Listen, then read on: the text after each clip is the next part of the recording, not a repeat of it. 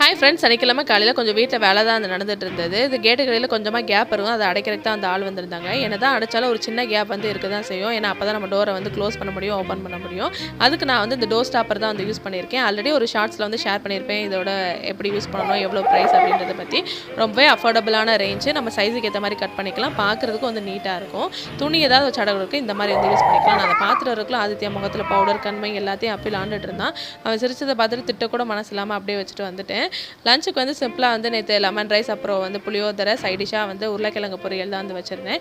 என்ன தான் சாப்பாடுலாம் வச்சு சாப்பிட்டா இந்த மாதிரி வெரைட்டி ரைஸ் வந்து எனக்கு ரொம்பவே வந்து பிடிக்கும். சூப்பராக வந்து அன்றைக்கி லஞ்ச் வந்து சாப்பிட்டாச்சு. சாப்பிட்டு முடிச்சுட்டு அப்படியே ஈவினிங் மேலே போய் வந்து ஃபிஷ் டேங்க் வந்து வாங்கியாச்சு. ஃபிஷ் டேங்க், ஃபில்டர், லைட் எல்லாமே வாங்கியாச்சு. நாளைக்கு வந்து செட் பண்ணிடலாம். நைட்டே அம்மா, அப்பா, அண்ணா எல்லாருமே வந்து ஊர்லேருந்து வந்திருந்தாங்க. பார்த்ததுமே செம்ம ஹாப்பி ஆகிடுச்சு. எப்போ வந்தாலும் சரி ஆதித்யாக்கே ஏதாவது ஒன்று வாங்கிட்டு வந்துடுவாங்க. அந்த பால் வச்சு தான் விளாண்டுக்கிட்டு இருந்தால் அந்த டோர் ஸ்டாப்பர் வீடியோ கீழே டேக் பண்ணுறேன். வேணுன்றவங்க செக் பண்ணி பார்த்துக்கோங்க. வீடியோ பிடிச்சிருந்தா லைக் பண்ணுங்கள். நாளைக்கு வீடியோவில் பார்க்கலாம்.